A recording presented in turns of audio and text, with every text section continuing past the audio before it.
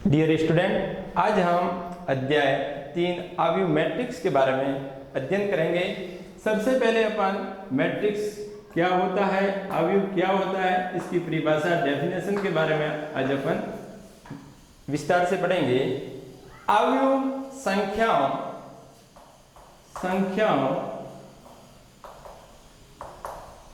व राशियों का सुव्यवस्थित क्रम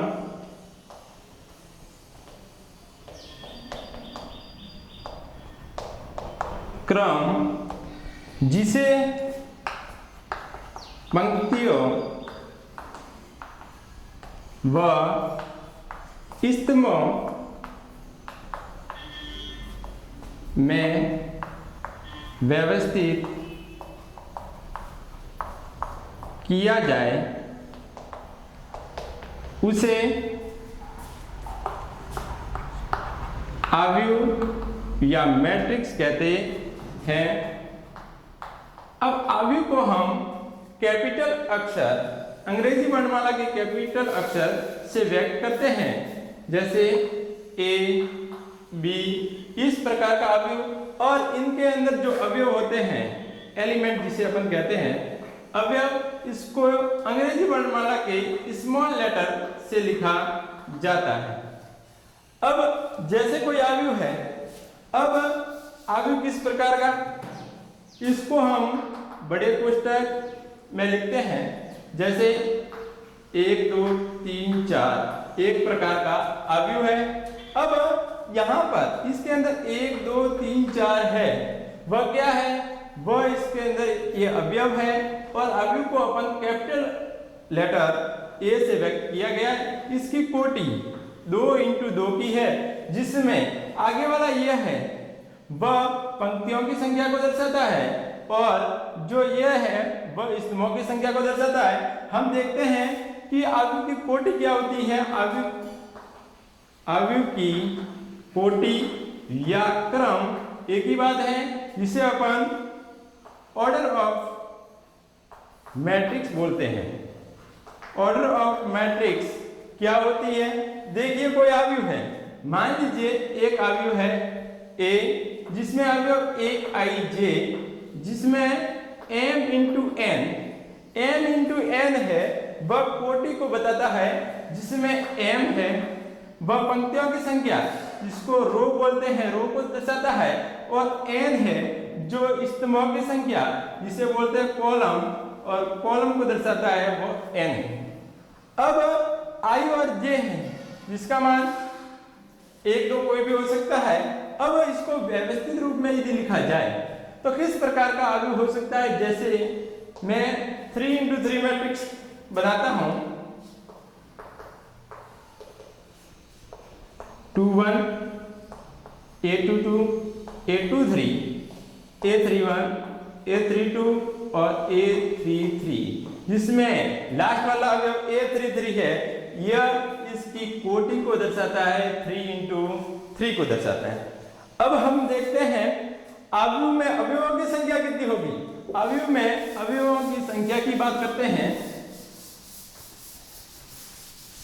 जो मैट्रिक्स है इसमें अवयव कितने होंगे, तो मैट्रिक्स में अवयवों क्या होंगे, अवयवों की संख्या। अवयवों की संख्या ज्ञात करने के लिए अपन देखिए जो ऑर्डर होता है, कोटि होती है, वह m × n होती है। तो अपन अवयव कितने होंगे, तो दोनों का गुणनफल होगा m n, ये अवयव होंगे। जैसे कोई मैट्रिक्स है, मान लीजिए मैट्रिक्स है 1 2 3 4 5 6। अब इसका अपन देखेंगे कोटि की बात करेंगे, तो यह एक पंक्ति और यह पंक्ति है, तो दो तो पंक्ति है और ये क्या है, स्तंभ, 3 स्तंभ हो गए। तो 2 × 3 इसकी क्या होगी, कोटि। 2 × 3 इसकी कोटि होगी मैट्रिक्स की, 2 × 3। अब अपन देखते हैं अवयव कितने होंगे, अवयवों की संख्या कितनी होगी। अवयवों की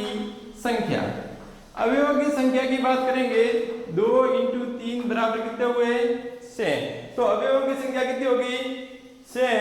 इस प्रकार अपन अवयवों की संख्या ज्ञात करेंगे।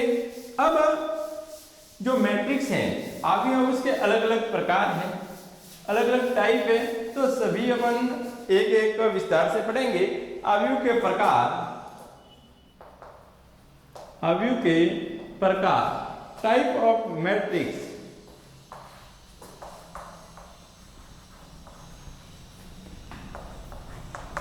टाइप ऑफ मैट्रिक्स की बात करेंगे।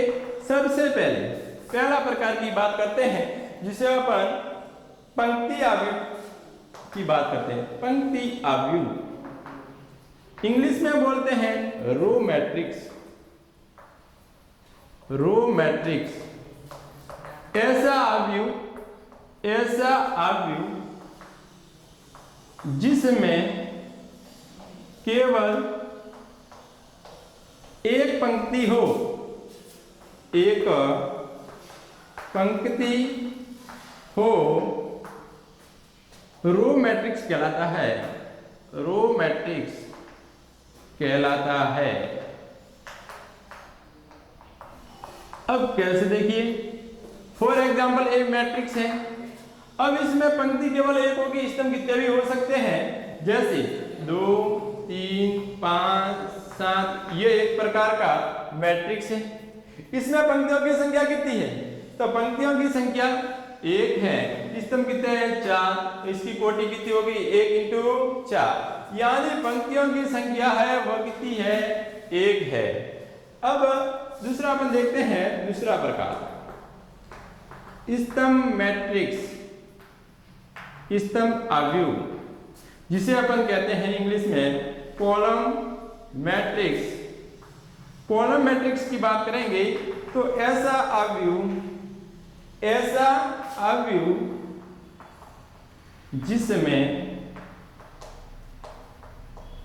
जिसमें केवल एक स्तंभ है, जिसमें केवल एक स्तंभ हो, अब वह क्या कहलाता है कॉलम मैट्रिक्स।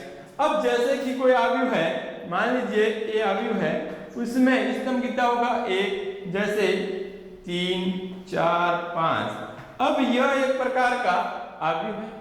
अब इसमें स्तंभों की संख्या कितनी है 1, पंक्ति 1, 2, 3, तो 3 इंटू 1, यानी यहां पर कॉलम कितने हैं, तो यहां पर m का मान 1 था, तो यहां पर n का मान 1 है। समझ में आया? चलो आगे बढ़ते हैं। इसके बाद में शून्य अवयव, तीसरा प्रकार है अवयव का तीसरा प्रकार शून्य अवयव।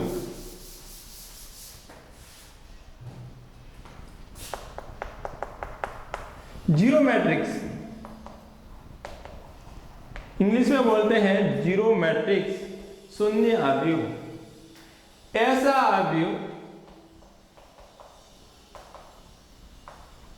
जिसमें प्रत्येक अवयव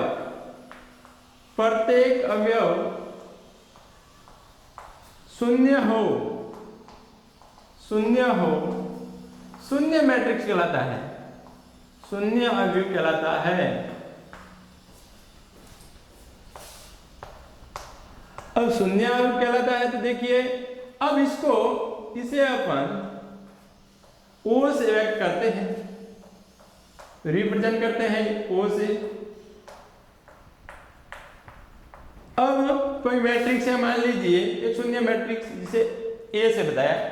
अब यह मैट्रिक्स इसमें 0, 0 इस प्रकार है। अब इसका क्रम देखते हैं अपन, तो यहां पर पंक्ति कितनी है 1, स्तंभ कितने हैं 2, तो 1 इंटू 2, परंतु इसमें सभी अवयव क्या है शून्य है, इसलिए इसे क्या कहेंगे शून्य मैट्रिक्स कहेंगे, और इसे रिप्रेजेंट करते हैं ओ से। ठीक है, अब आगे बढ़ते हैं वर्ग अवयव। चौथा प्रकार है वर्ग अवयव। अब वर्ग अवयव में चौथा प्रकार देखते हैं वर्ग अवयव। वर्ग अवयव को बोलते हैं स्क्वायर मैट्रिक्स, स्क्वायर मैट्रिक्स। अब देखिए वर्ग आपको मालूम है, वर्ग किसे कहते हैं, जिसकी चारों भुजा बराबर है। अब ऐसा आव्यूह जिसमें पंक्तियों व स्तंभों की संख्या बराबर हो वर्ग आव्यूह कहलाता है। वर्ग आव्यूह कहलाता है। अब देखिए, मान लीजिए ये कोई आव्यूह है, इसमें 2 3 5 7। अब देखिए पंक्तियों की संख्या कितनी है, 1 और 2। स्तंभों की संख्या कितनी है, 2। इसका मतलब यह हो गया ऐसा आव्यूह जिसमें m बराबर क्या है, n है। m बराबर n, उसे वर्ग आव्यूह कहते हैं। अब वर्ग आव्यूह ये 2 × 2 का है, इसी प्रकार 3 × 3 का हो सकता है, 4 × 4 कोटि का हो सकता है। तो अलग अलग प्रकार के से अपन देख सकते हैं। अब पांचवा आता है विकर्ण आव्यूह। विकर्ण आव्यूह, डायगोनल मैट्रिक्स। विकर्ण आव्यूह किसे कहते हैं? तो देखिए ऐसा आव्यूह जिसमें केवल मुख्य विकर्ण पर ही अवयव उपस्थित हो विकर्ण आव्यूह कहलाता है। विकर्ण आव्यूह कहलाता है। अब कैसे देखिए, मुख्य विकर्ण जैसे ये आव्यूह है। अब यहां पर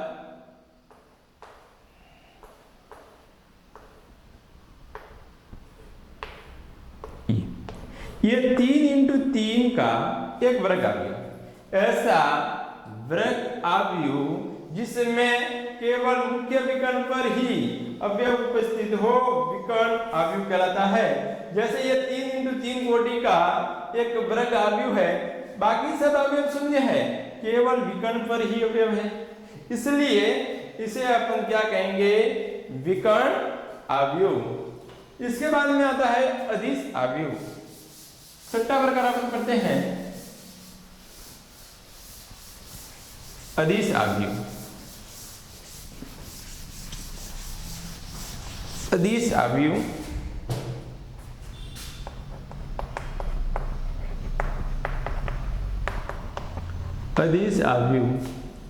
ऐसा वर्ग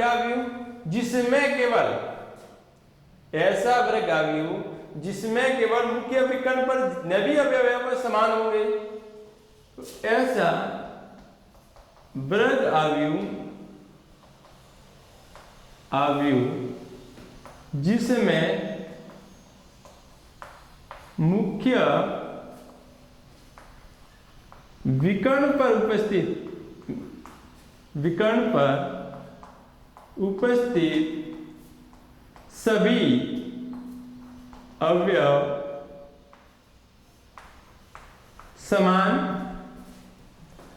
अवयव समान हो तथा मुख्य विकर्ण को छोड़कर मुख्य विकर्ण के अलावा अन्य अवयव शून्य हो, उसे क्या कहते हैं, अदिश आव्यूह। अब कैसे, मान लीजिए अदिश आव्यूह है A। अब यह एक वर्ग आव्यूह है। अब यहाँ पर जैसे 2 0 0 0 2 0 0 0 और 2, यहाँ पर आपको दिख रहा है ये मुख्य विकर्ण है। इसको अपन क्या बोलते हैं, मुख्य विकर्ण।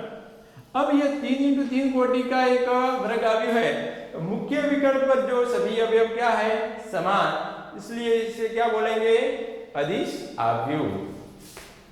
सातवां प्रकार आता है इकाई आव्यूह, इंग्लिश में बोलते हैं यूनिट मैट्रिक्स, या दूसरा नाम है इसका तस्मक अवयव।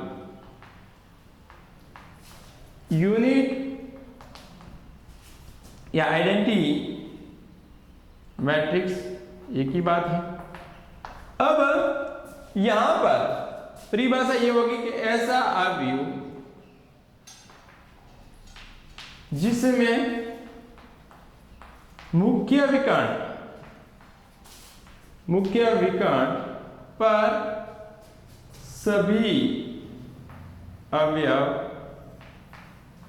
एक हो तथा अन्य अवयव क्या हो, शून्य हो, तो उसे क्या कहते हैं, इकाई अवयव कहते हैं। आप इसे अपन आई से रिप्रेजेंट करते हैं, आई से व्यक्त करते हैं। आई इज इक्वल टू, देखो ये एक मैट्रिक्स है। अब इसमें कैसा क्या होना चाहिए, वर्गावी होना चाहिए। अब वर्गावी होना चाहिए, ये आइडेंटिटी मैट्रिक्स में क्या होगा, जो मुख्य विकर्ण है, मुख्य विकर्ण के सभी अवयव क्या होने चाहिए, एक होने चाहिए। तो 1 0 0 0 1 0 0 0 1, यानी यह इसका मुख्य विकर्ण हो गया। मुख्य विकर्ण पर जितने भी अवयव है क्या है, एक है, इसलिए इसे क्या कहेंगे, इकाई अवयव कहेंगे, इकाई अवयव। आगे वाला अपन प्रकार इसका पढ़ते हैं, त्रिभुजीय मैट्रिक्स। त्रिभुजीय मैट्रिक्स जो इसका 8वां प्रकार है, त्रिभुजीय अवयव। अब त्रिभुजीय अवयव भी दो प्रकार के, त्रिभुजीय अवयव भी कितने प्रकार के होते हैं, दो प्रकार के। एक होते हैं ऊपरी त्रिभुजीय अवयव, जो इंग्लिश में बोलते हैं अपर ट्रायंगल मैट्रिक्स, और एक होता है निम्न त्रिभुजीय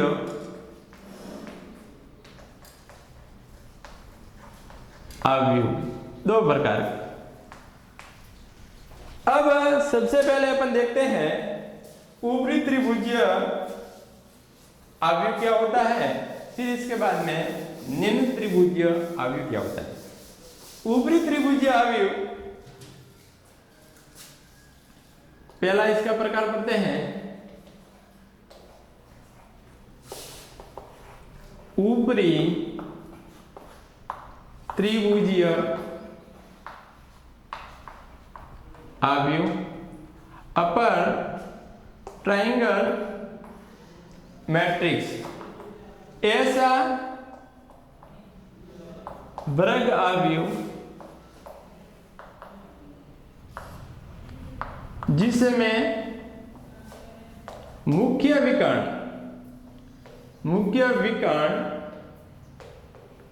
के ऊपर अवयव हो तथा बाकी ऊपर अवयव हो तथा मुख्य विकर्ण के नीचे वाले अवयव क्या हो, शून्य हो, उसे अपन क्या कहते हैं, ऊपरी त्रिभुजीय मैट्रिक्स। जैसे ये मैट्रिक्स है, अब ये मुख्य विकर्ण है, मान लीजिए ये भी मुख्य विकर्ण है, तो यहां के सभी अवयव, ये अवयव है, ये अवयव। अब यहां पर देखते हैं कि ये मुख्य विकर्ण आ गया, ये मुख्य विकर्ण है, तो यहां पर ये बनी है जो वह ऊपरी त्रिभुजीय अवयव कहलाएगी, क्योंकि यहां सभी नीचे वाले अवयव क्या है, शून्य है। अब इसी का एक विपरीत आपको परिभाषा में देखें तो इसी उदाहरण से समझ सकते हैं कि निम्न, इसकी विपरीत आप लिख लेना, निम्न त्रिभुजीय अवयव। आप इस एग्जांपल से समझ सकते हैं कि कोई अवयव है। अब यह अवयव इस प्रकार का है कि नीचे वाले सभी अवयव होंगे, मुख्य विकर्ण ये है, अब यहां तो अवयव होंगे ये, बाकी अवयव यहाँ के जितने भी अवयव होंगे वो क्या होंगे, शून्य। अब ये बन गया ट्रायंगल, तो इसलिए इसे क्या कहेंगे, निम्न त्रिभुजीय अवयव। ऊपर वाले सभी शून्य है, नीचे वाले अवयव है, तब उसे अपन क्या कहेंगे, निम्न त्रिभुजीय अवयव। एक प्रकार रह जाता है आयताकार अवयव। आयताकार अवयव जो आप एग्जांपल से समझ सकते हैं, आयताकार अवयव। नौवा इसका प्रकार आयताकार अवयव। अब आयताकार अवयव सीधी सी सिंपल सी परिभाषा है, ऐसा कोई अवयव है ए आई जे, एक अवयव जो m इंटू n कोटि का है, m इंटू n कोटि का है। वर्ग अवयव में क्या होता था, m बराबर n होता था, तो यहां पर आयताकार अवयव में होगा m not equal to n, m not equal to n, और ij के मान 0 से लगा करके अनंत तक हो सकते हैं। यह एक इसकी परिभाषा हुई। अब इसके भी दो प्रकार, इसके भी दो प्रकार। पहला इसका प्रकार है क्षैतिज अवयव, जिसे कह सकते हैं क्षैतिज, और दूसरा है ऊर्ध्वाधर, क्षैतिज और ऊर्ध्वाधर। अब क्षैतिज अवयव किसे कहते हैं और ऊर्ध्वाधर अवयव किसे कहते हैं, दोनों को आप समझिए। अब जब आपका यह अवयव है, मान लीजिए यह अवयव है ए i J, m into n कोटि का कोई अवयव है, जब हम क्या करें, क्षैतिज, क्षैतिज यह शब्द है, ऊर्ध्वाधर खड़ा, क्षैतिज यानी वर्टिकल, ऊर्ध्वाधर यानी हॉरिजॉन्टल, इंग्लिश में बोलते हैं। तो यहां पर क्या होगा, कोटि में चल जाएगा। जब आपका क्षैतिज है तो हम क्या करेंगे, क्षैतिज में क्या होगा बताओ, यह अवयव कैसे, मान लीजिए एक अवयव मैं एग्जांपल के तौर पर लूं, ये इस प्रकार का अवयव 1 2 3 4 5 6 एक प्रकार। यहां पर देखते हैं तो यह पंक्तियों की संख्या 2 है और ये 3 है, एक प्रकार का क्षैतिज अवयव है। अब यहां पर यह होगा कि m का मान है वो n से क्या है, कम है। इसका मतलब मैं ऐसे कहूंगा कि क्षैतिज अवयव है तो उसमें क्या कौन बड़ा होगा, स्तंभ n ग्रेटर देन m। इसमें इसका विपरीत ए आई जे कोई मैट्रिक्स है, m इंटू n की कोटि है, तो यहां पर जो m का मान है वो बड़ा होगा n से। कैसे, फॉर एग्जाम्पल इस प्रकार का, जैसे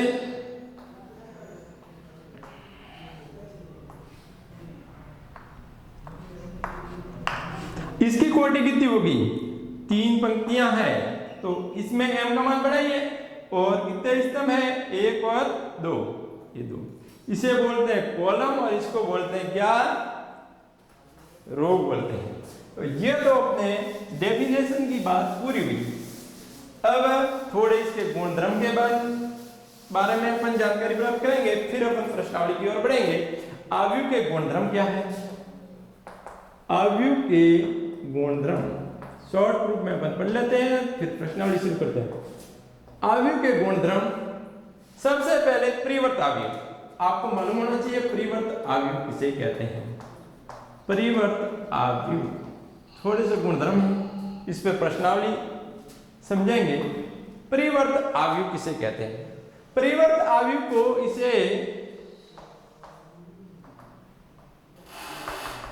ए डैश या ए ट्रांसवर्स से व्यक्त करते हैं। तो परिवर्त अवयव की परिभाषा आपको मालूम होनी चाहिए।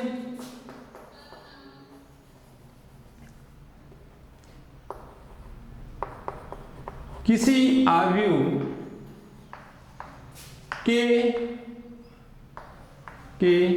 पंक्तियों व स्तंभों को परस्पर विनिमय यानी बदल करके, विनिमय कर बना अवयव परिवर्त अवयव कहलाता है। बना अवयव परिवर्त अवयव कहलाता है। अब देखो कैसे, मान लीजिए ये एक अवयव है, 2 3 5 7, ये एक प्रकार का अवयव। अब ये 2 × 2 कोटि का है, सबको मालूम है। अब इसका परिवर्त अवयव ए ट्रांसवर्स क्या होगा, तो ये पंक्ति है वो इधर बदल जाएगी और ये ऐसे, तो ये हो गया देखो 2 3 इधर आ गया, 5 है इधर चला जाएगा और 7, ये इसका ट्रांसवर्स। पंक्ति और स्तंभों को क्या किया गया, आपस में चेंज किया गया, कोटि में कोई फर्क नहीं। मान लीजिए कोई दूसरा एक और एग्जांपल लेते हैं,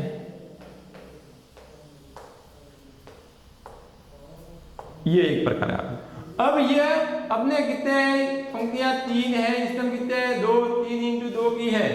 अब क्या होगा, इसका आपको ट्रांसवर्स निकालना है, बी डैश निकालना है, तो पंक्ति को स्तंभ में, स्तंभ को पंक्ति में चेंज करेंगे, तब 1 2 3 4 और ये होगा।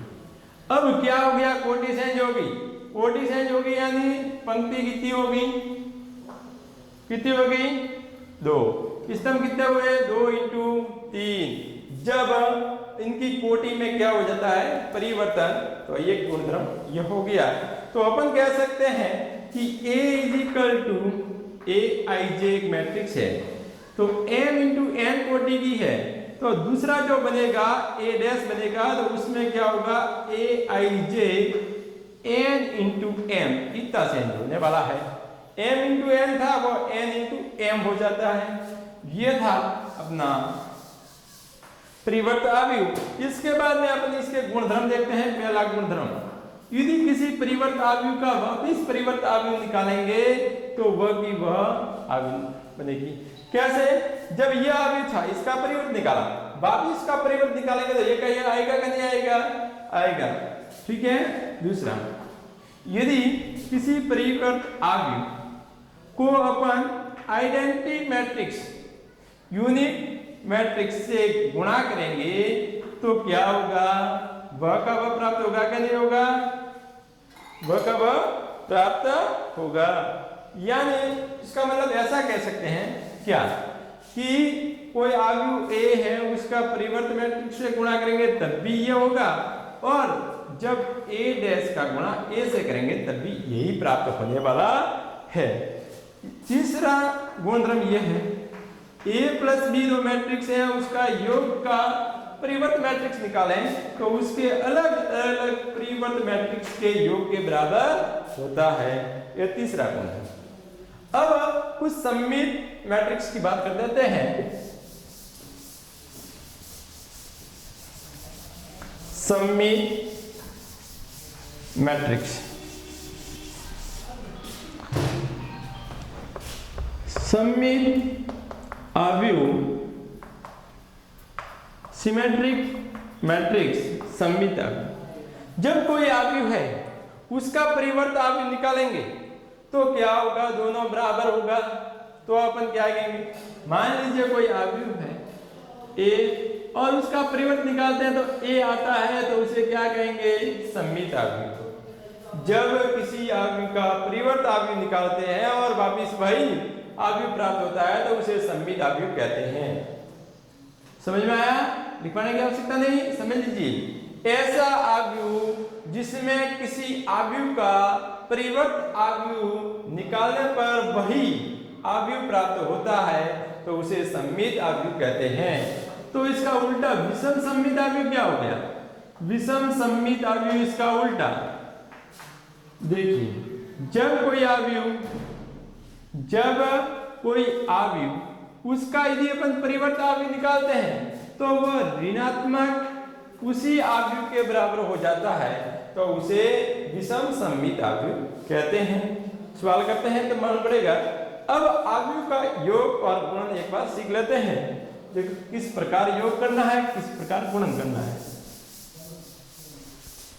अवयव का दो अवयव दे रखे हैं, अवयव का योग क्या होता है, योग समझ लीजिए अवयव का योग है। मान लीजिए एक अवयव है एक जिसके अवयव है 2 3 5 4 और बी अवयव है जिसके अवयव है 1 2 -1 0। इस प्रकार अब इनका योग करना है a प्लस बी करना है तो आपको कुछ नहीं करना है, केवल संगत अवयव को आपस में क्या कर दो, जोड़ दीजिए।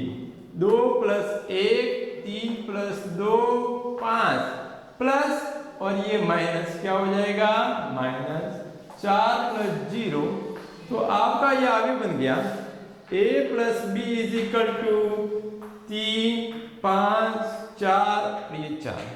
यह तो हो गया योग। इसी प्रकार यदि व्यवकलन करते हैं, घटाते हैं, योग और व्यवकलन में क्या करना है, a - b यदि आपको ज्ञात करना है तो आपको a मैट्रिक्स लिख लीजिए 2 3 5 4। ये b मैट्रिक्स है 20 वाला माइनस, b मैट्रिक्स लिख दिया 1 2 -1 0। अब आपको संगत अवयव को आपस में घटा दीजिए। 2 - 1 3 - 2 5 माइनस क्या हो गया, +1 4 - 0। अब ये आपका a - b प्राप्त हो गया। 1 3 में से 2 गए 1 5 + 1 6 और ये 4। समझ में आया? तो सिंपल सा है योग और गुणन। आप सीख गए हो योग और व्यवकलन। व्यवकलन सीख गए, यह है व्यवकलन घटाना, दो अवयव का घटाना घटाव। अब इसके बाद में अपन पढ़ते हैं गुणन की बात। सिंपल सा गुणा करना है। गुणा कब होगा कब नहीं होगा, देखिए गुणन अवयव का गुणन किस प्रकार होगा। अब मान लीजिए कोई मैट्रिक्स है A = AIT जिसकी कोटि है m × n। तो दूसरा जो अवयव है B उसका आप गुणन करना चाहते हैं BIJ जिसके अवयव है और इसकी कोटि आपको तो n × p, जैसे n × p। तो यह जो है दोनों में क्या होने चाहिए, सेम होने चाहिए। तो आपका गुणन करोगे a और b का गुणन करोगे तो वह जो प्राप्त होगा उसकी कोटि ab की कोटि जो होगी ऑर्डर होगी वह क्या होगी, m × p होगी, m × p। समझ में आया? अब मान लीजिए अपन गुणा की बात करते हैं। a = 2 1 4 5 एक प्रकार का अवयव जिसकी कोटि 2 × 2 की है। दूसरा एक अवयव ले लेते हैं b = अपन सवाल बुक करने वाले प्रश्नावली में 1 2 4 5 या कोई दूसरा ले लेते हैं -1। ठीक है, अब इन दोनों का आपको गुणा करना है 2 × 2। यहां पर ये और ये सेम है तो 2 × 2 की मैट्रिक्स अपन को प्राप्त होने वाली है। तो इनका गुणा करना है 2 1 4 5। समझिए, इसको ध्यान से समझना है। 1 2 -1 और 5 ठीक समय आता है आपके। ये 3 नंबर की प्रश्नावली है पूरी। 1 नंबर में 1 आता है, 1 आपके बड़ा आता है 2 नंबर में। चलो देखिए इसका गुणा, ये पंक्ति है, पंक्ति को इस तरह से गुणा किया जाता है। समझिए, एक सवाल को समझेंगे तो इसमें 2 × 1 समझो 2 × 1 प्लस लिखना है 1 × -1 1 × -1 लिख लिया। फिर इस पंक्ति का गुणा इस सिस्टम से करना है 4 × 1 प्लस 5 × इसका गुणा इससे -1 से करना है। आगे वाला देखिए, इसका गुणा भी इससे 2 × 2 प्लस 1 × 5। फिर इसका गुणा इससे 4 × 2 प्लस 5 × 5। समझ में आ रहा है? ठीक है, चलो 2 प्लस माइनस का गुणा किया -1 आ गया। 4 प्लस माइनस के 5, इसको सॉल्व किया तो 4 प्लस 5। इसको सॉल्व करेंगे 4 × 2 कितने हो गए 8 प्लस 5 को 5 से गुणा किया 25। तो ये मैट्रिक्स अपन को प्राप्त हो गई 1 9 -1 4 में से 5 गया -1 8 और 25 को अपन ने जोड़ा तो ये अपने प्राप्त हो गई 33। तो यानी 2 इंटू 2 कोटि की एक मैट्रिक्स प्राप्त होगी। इस प्रकार तो पंक्ति का गुणा किससे करना है, स्तंभ से करना है। यह था अवयव का गुणन। अब अपन प्रश्नावली की ओर बढ़ते हैं। यह थी अपने बेसिक थ्योरी और थ्योरी के बाद में प्रश्नावली शुरू करते हैं। 3.1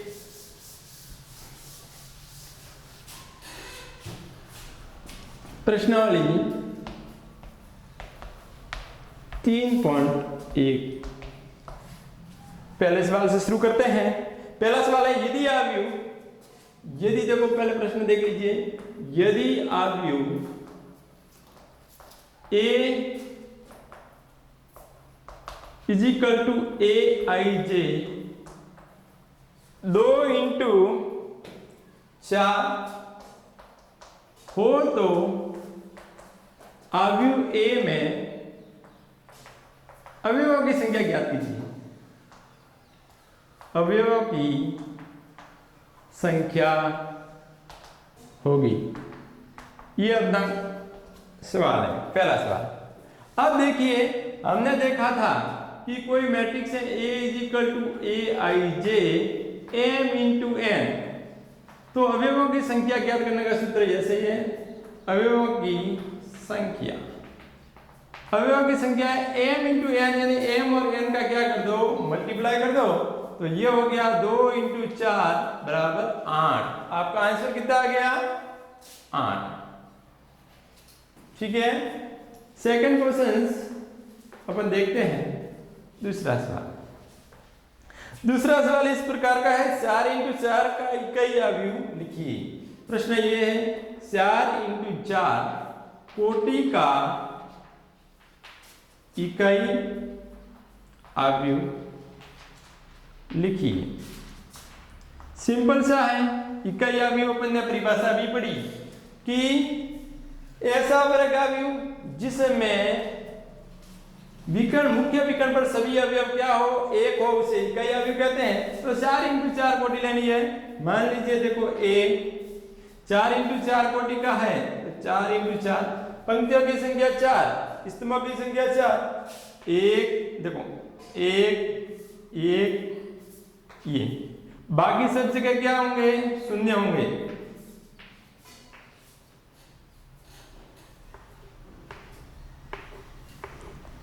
ये आपका 4 इंटू 4 कोटि का क्या हो गया, इकाई अवयव। सिंपल सा था, यानी मुख्य विकर्ण पर सभी अवयव क्या है, एक है, तो उसे इकाई अवयव कहेंगे। अब तीसरे क्वेश्चन की बात करते हैं। तीसरा अपन क्वेश्चन लेते हैं। तीसरा क्वेश्चन यह है कि यदि कोई अपने एक मैट्रिक्स है K plus 4 minus 1 3 K plus K minus से बराबर दे रखा है, कोई अलग से मैट्रिक्स दे रखी है, वह A माइनस 1 3 और 4, ये एक प्रकार की मैट्रिक्स है जिसमें बराबर का निशान है। इसका मतलब क्या हो गया, समान अवयव है, तो A का मान ज्ञात कीजिए। तो A का मान ज्ञात कीजिए। परीक्षा में पूछा जाता है, मान ज्ञात कीजिए। जब आपको यह क्वेश्चन दे रखा है K plus 4 minus 1 3 K minus से A माइनस 1 3 और 4, तो आपको क्या कहना है कि दोनों समान अवयव है। समान अवयव के संगत अवयव क्या होते हैं, संगत अवयव बराबर होते हैं। संगत अवयव क्या होते हैं, बराबर होते हैं। तो संगत अवयव बराबर होते हैं, तो आप सिंपल सा पहले अपन K का मान निकालेंगे। K का मान यहां पुट करेंगे तो किसका मान आ जाएगा, -1 के बराबर, 3 के बराबर। तो K माइनस से किसके बराबर होगा, 4 के बराबर। तो K इज इक्वल टू 4 -1 से इधर आएगा, तो ये प्लस के से K बराबर कितना आ गया, 10। के का मान आ गया, तो अपन को तो ए का मान ज्ञात करना है। ए बराबर क्या था, के प्लस 4 इज इक्वल टू ए। के का मान यहाँ रखेंगे तो 10 प्लस 4 इज इक्वल टू ए, तो ए इज इक्वल टू कितना आ गया 14। इसका आंसर कितना हो गया 14, आपका राइट आंसर। ठीक है, ये था आपका तीसरा क्वेश्चन। अब चौथा क्वेश्चन अपन देखते हैं। चौथा क्वेश्चन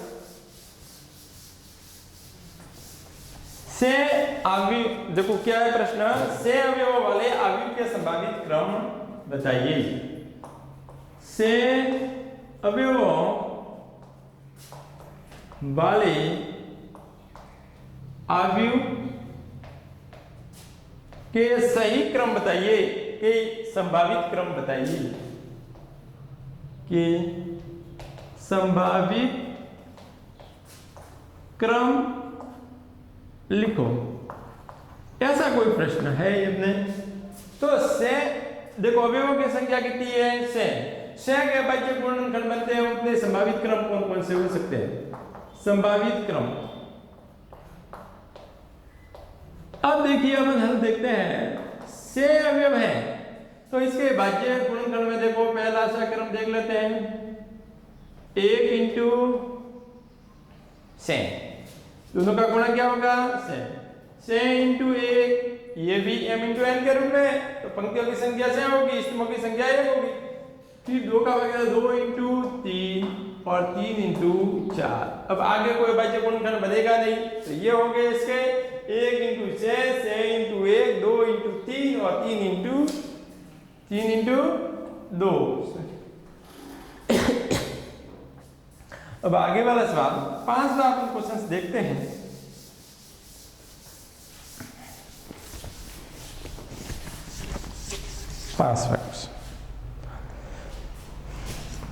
देखिए प्रश्न यह है, 2 इंटू 2 क्रम का अवयव, 2 इंटू 2 क्रम का अवयव लिखिए।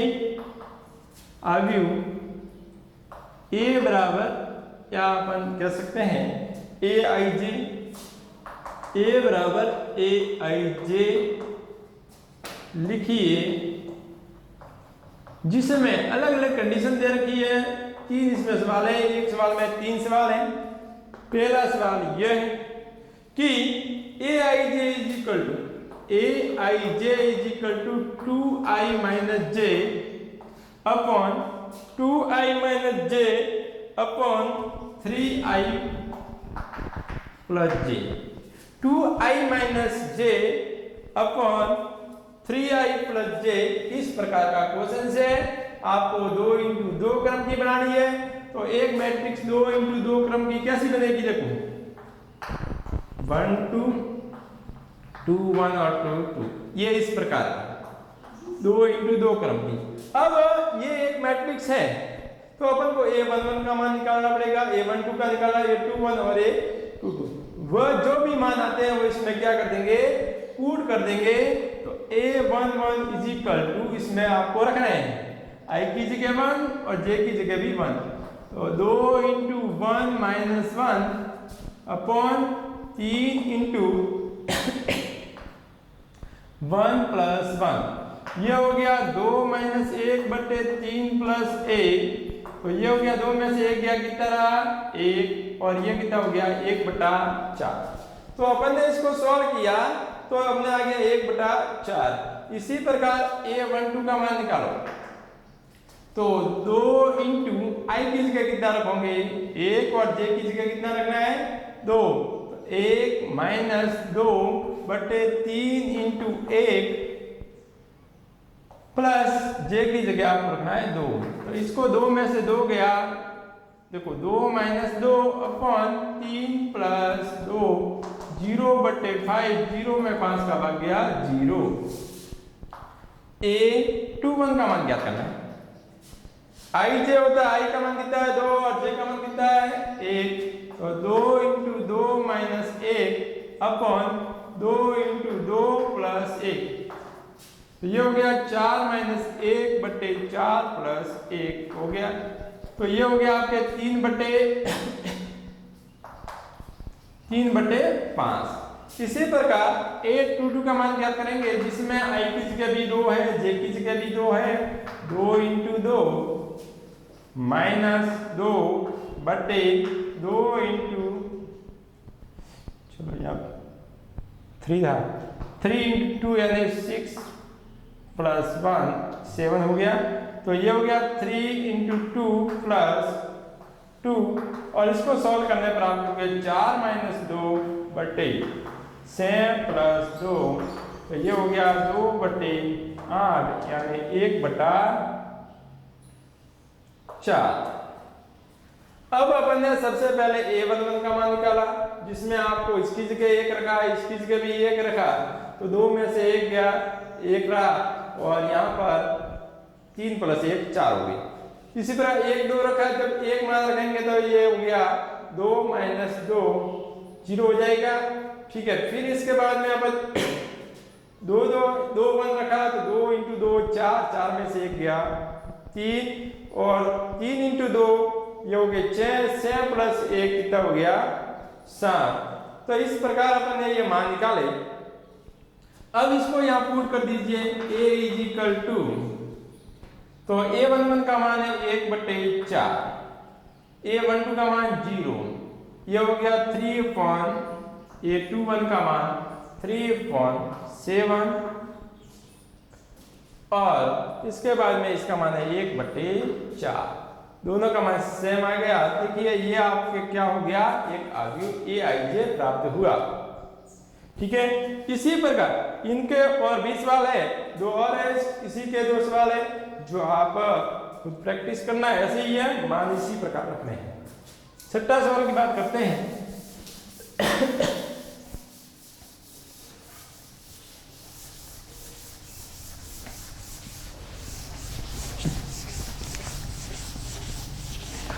सवाल नंबर 6 देखिए, 2 × 3, छठा सवाल है, 2 × 3 क्रम का अवयव लिखिए। 2 × 3 क्रम का अवयव लिखिए, जिसमें अवयव लिखिए जिसमें aij a बराबर aij और aij का मान आपको दे रखा है, वह दे रखा है 1/2 mod of 2i - 3j, ये दे रखा है। अब 2i - 3j a = aij अपन को ज्ञात करना है और इसमें aij बराबर दे रखा है। तो एक अवयव अपन को ज्ञात करना है 2 × 3 क्रम का। तो आपको मालूम है कि a बराबर 2 × 3 क्रम का है, तो पंक्तियों की संख्या कितनी है 2, स्तंभों की संख्या कितनी है 3। तो आपके पंक्ति कितनी हो गई, m का मान तो 2 है, n का मान 3 है।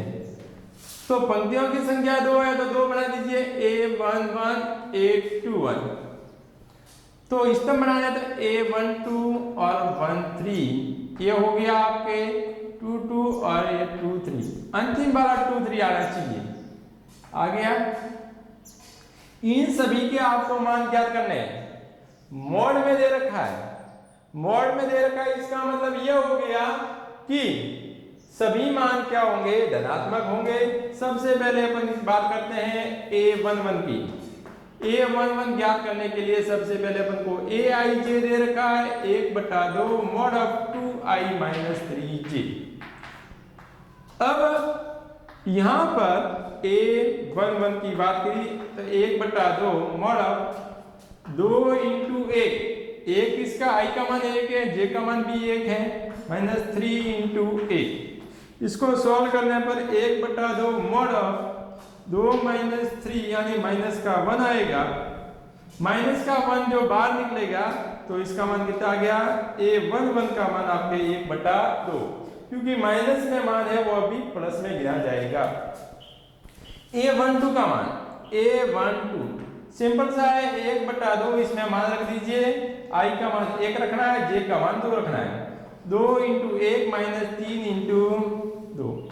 इसको सॉल्व करेंगे तो आपके मान आ गया 1/2 mod ऑफ 2 - 6। तो ये हो जाएगा -4। -4 जब बाहर आएंगे, जैसे 1/2 mod ऑफ -4 बाहर आएंगे तो प्लस में बन जाएंगे 4/2 यानी 2। A12 का मान आ गया 2। इसी प्रकार A13 का मान क्या करना है, 1/2 mod ऑफ 2 × 1 -3 × 3। ये हो गया आपके 1/2 mod ऑफ 2 - 9। 2 में से 9 गए, माइनस के साथ रहेंगे और mod से बाहर आएंगे तब आपके हो जाएगा 1/2 mod ऑफ -7 हो जाएगा 7/2। ठीक है, ये तो मान A11, A12, A13 क्या गए। इसी प्रकार अपन को मान क्या करने A21, जिसमें आपको J का मान कितना, I का मान 2 रखना है और J का मान 1 रखना है। तो ये हो गया आपके 1/2 mod ऑफ I का मान 2 है तो 2 × 2 - 3 × 8। इसको सॉल्व कीजिए तो ये हो गया 1/2 mod ऑफ 4 - 3। 4 में से 3 गया तो कितना आ गया 1/2 आ गया। A22 का मान क्या करना है तो 1/2 2 × 2 - 3 × 2। इसको सॉल्व किया तो ये हो गया 1/2। 4 में से 6 गए, 4 में से 6 गए, माइनस के 2 आएंगे और बाहर निकालेंगे तो -2/2 हो जाएगा और ये 1। इसी प्रकार A23 जो लास्ट का मान अपन निकालना है तो 2 × 2 J का मान आपको सेंज है, कितना है 3 है। तो ये सॉल्व करने पर आपके आ गया 1/2 - 2 - 9 और 2 में से 9 जाएंगे तो ये कितना आ जाएगा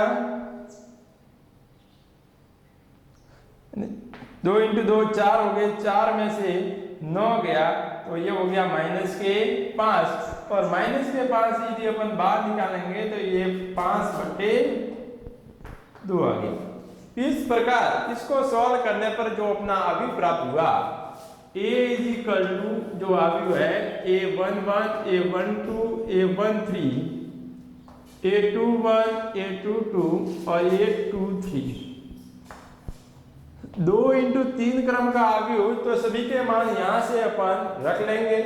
देखिए A11 का मान कितना था 1/2। A12 का मान कितना है 2। A13 का मान कितना आया था 7/2 और A21 का मान कितना है 1/2 और ये आपके मान आ गया 1, इसका मान आ गया 5/2। ये आपके 2 × 3 क्रम का एक अवयव प्राप्त हुआ। ठीक है, समझ में आया? ठीक, साथ अपन सवाल देखते हैं इसके आगे वाला नेक्स्ट क्वेश्चन।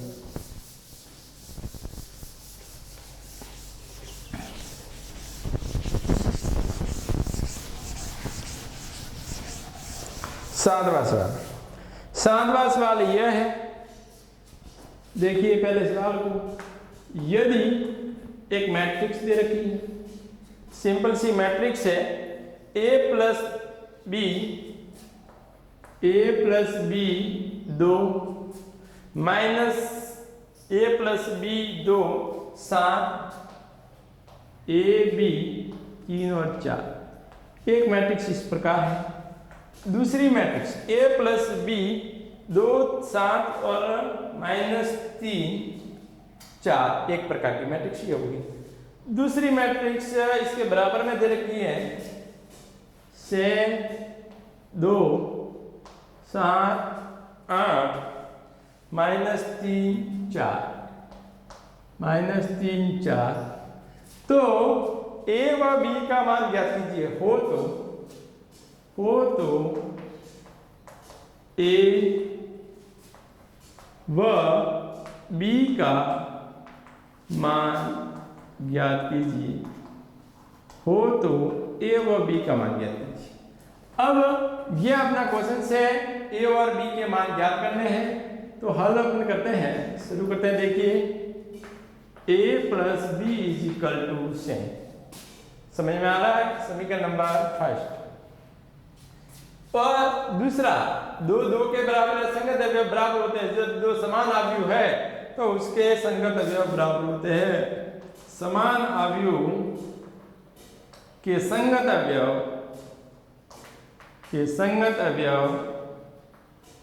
बराबर होते हैं। संगत अवयव बराबर होते हैं, इसका मतलब a प्लस बी किसके बराबर? से के बराबर। तो ए बी बराबर कितना हो गया? 8। तो यहां से इन दो इक्वेशन अपने पास है, इनसे अपन को ए और बी के मान ज्ञात करने हैं। तो यहां से मैंने क्या किया, a इज इक्वल टू लिखो या b इज इक्वल टू लिखो। तो b इज इक्वल टू क्या हो गया? 8 बटे a हो गया। ये भाग में चला गया। समीकरण नंबर थर्ड, समीकरण 1 व 3 से, 1 व 3 से a को ऐसे का ऐसे रखा, b का मान 8 बटे a रखा इज इक्वल टू से। अब एलसीएम लिया तो a square plus 8 upon a is equal to से। जब हम क्रॉस मल्टीप्लिकेशन करेंगे, वज्र गुणा करेंगे, तिरछा गुणा करेंगे, तब ये हो गया a square plus 8 is equal to से a को इधर पक्षांतर करेंगे, a स्क्वायर माइनस से a plus 8 is equal to 0। अब ये एक द्विघात समीकरण बन गई। a स्क्वायर माइनस से a प्लस 8 बराबर 0। गुणा करने पर 8 आना चाहिए, जोड़ने घटाने पर माइनस के से होने चाहिए। तो इसके टुकड़े क्या हो गए?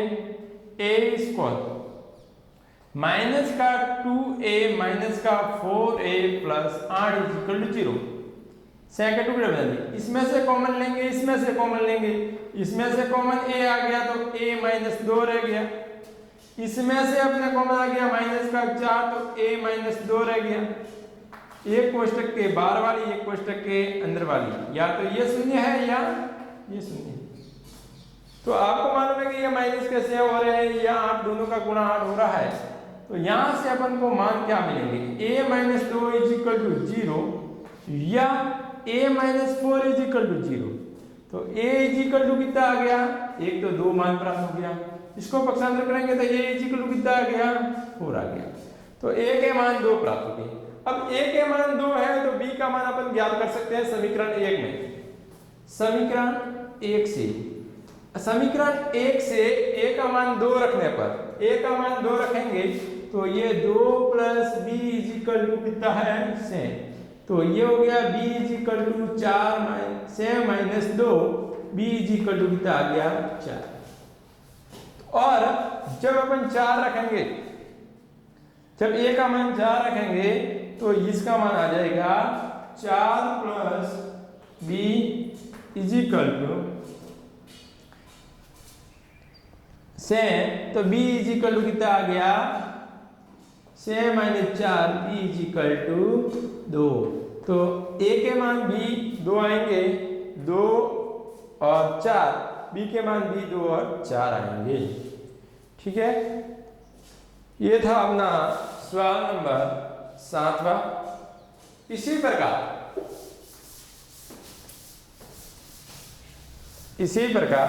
8वां सवाल वैसा का वैसा ही है, एक बार देख लीजिए।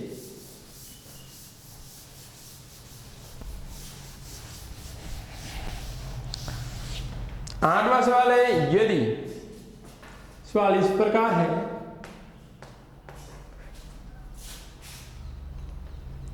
यदि 2x, यदि 2x 3x plus y 2 into 2 क्रम की कोई मैट्रिक्स है, minus x plus z minus x plus z 3y minus 2p 3y minus 2p is equal to, equal में दे रखा है 4 -4 5 और ये 3। अब इस प्रकार 2x 3x plus y minus x plus z 3y minus 2p is equal to 4 5 minus 4 minus 3 इस प्रकार का है। तो सवाल ये है हो तो x, y, z व p का मान ज्ञात कीजिए। अब यहां पर भी दो आव्यूह दे रखे हैं। अब दो आव्यूह क्या है, बीच में बराबर का निशान है, इक्वल है, समान आव्यूह है। समान आव्यूह के संगत अवयव क्या होते हैं कि संगत अवयव बराबर होते हैं। संगत अवयव बराबर होते हैं। अब संगत अवयव बराबर होते हैं तो 2x इज इक्वल टू क्या होगा 4। यहां से अपन को x का मान मिलेगा, ठीक है, समीकरण नंबर 1। दूसरा समीकरण 3x plus y is equal to कितना होगा, ये इसके संगत है 5।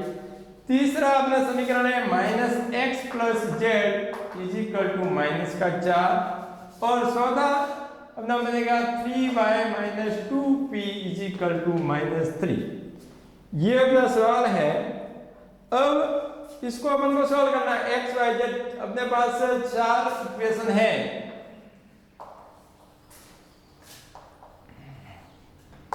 अब 4 इक्वेशन से x y z और p के मान क्या करें। यहां से आपको सिंपल सा ये गुणे में भाग में चला जाएगा। x is equal to 4/2 x is equal to कितना आ गया 2। अब x का मान समीकरण 2 में रखने में x बराबर 2 मान रखने पर और 2 मान रखेंगे। देखिए ये 3 कंडीशन की बात करते हैं तो यहां से 3 × 2 plus y is equal to 5 same plus y is equal to 5 y is equal to 5 minus same y is equal to कितना आ गया माइनस का 1। समझ में आया। इसी प्रकार x का मान यहां पर x बराबर 2 मान रखने पर तो z की क्या वैल्यू आएगी माइनस, तो ये -2 ये मान रख लिए plus z is equal to minus का 4 z इज इक्वल टू -4 ये इधर आएंगे तो प्लस के 2 z is equal to 4 minus के 4 और ये प्लस का 2 यानी 2 में से 4 गए माइनस का क्या आ गया 2 आ गया। अब यहां पर तो x का मान रखने पर अपन को y का मान मिल गया, z का मान। अब अपन को p का मान क्या करना है तो y बराबर क्या मान है -1 मान रखने पर क्योंकि अपन ने पहले वैल्यू निकाल दी है 3 × -1 -2p इज इक्वल टू -3 ये हो गया -3 -2p इज इक्वल टू -3। यहां से -3 को इधर पक्षांतर किया तो 2p इज इक्वल टू -3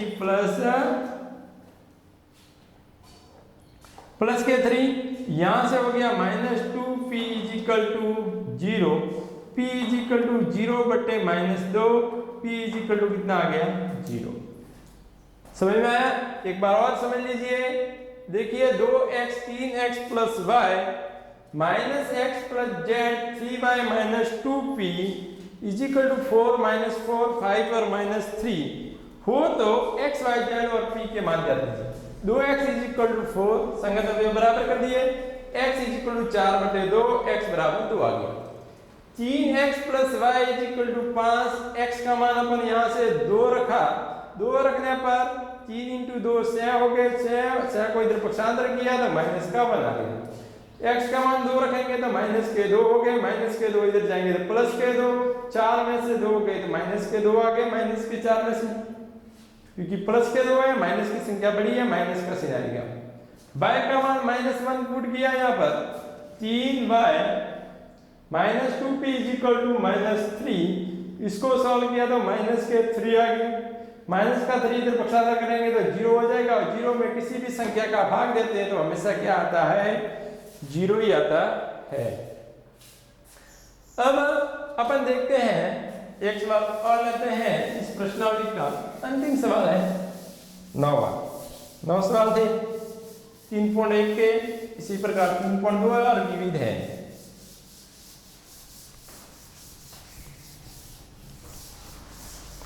नौवां सवाल देखिए, a, b, c, a, b व c के किन मानों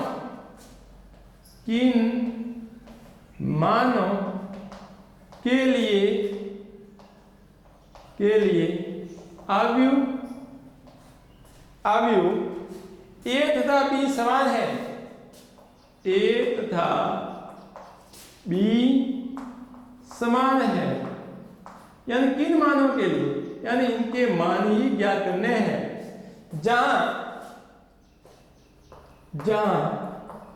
a बराबर अपन को दे रखा है, अपन को a बराबर दे रखा है a माइनस 2 3 और 2c, और दूसरे मान दे रखे हैं 12c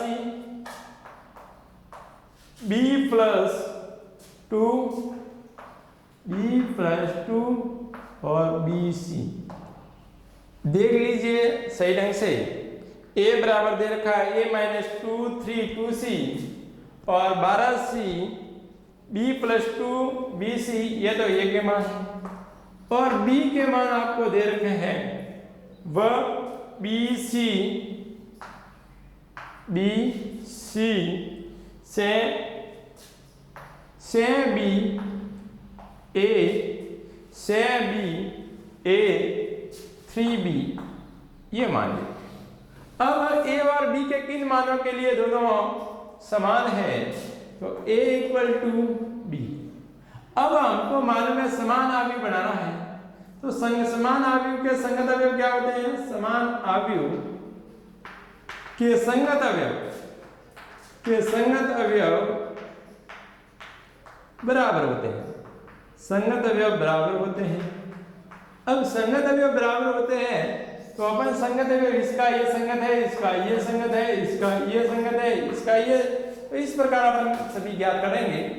तो पहला देखिए, अपन इनसे तुलना ही कर दीजिए, डायरेक्ट अपन मान निकाल सकते हैं कि a minus 2 is equal to b, समीकरण नंबर 1, और यहां से 3 बराबर c या c बराबर 3, यह समीकरण नंबर 2। c का मान आपको मिल गया, ठीक है। 2c बराबर से करेंगे तो भी ये आने वाला है। अब 12c बराबर से भी, आगे देखिए 12c बराबर से b, समीकरण नंबर 3, यहां से भी एक पुट कर दीजिए। अब एक और सवाल हमने है b plus 2 is equal to a, समीकरण नंबर 4, और bc is equal to 3b, समीकरण नंबर 5। अब c का मान डायरेक्ट आपको दिख रहा है, बाकी के मान सभी के निकालने हैं, abc के मान। अब यहां पर a और b में से किसी एक का मिल जाता है, दूसरा का निकाल देते हैं, तो यहां से अपन को किसका मान मिल जाएगा, c का मान तो दिया हुआ है, तो c का मान यहां पर पुट करते हैं। c का समीकरण 2 से c बराबर 3 मान रखने पर, 3 मान रखते हैं, जिससे अपन को किसका मान मिल जाएगा, 3 समीकरण लेते हैं, तो इनसे 3 से अपन को मान मिल जाएंगे। तो 3 रखेंगे तो 12 × 3 बराबर से b, तो से b इज इक्वल टू अपने 12 × 3, से का भाग देंगे तो b इज इक्वल टू, देखिए से का भाग दिया, तो से का भाग 12 में कितनी बार जा रहा है, 2 बार, तो ये 2 × 3 कितने आगे से यानी आपका बी का मान मिल गया कितना, से मिल गया। समझ में आया? जब आपने सी का मान 3 रखा, 12 को 3 से गुणा करेंगे तो 36 36 में से का भाग देंगे तो कितना आएगा, से आने वाला है, बी का मान से आएगा। अब बी का मान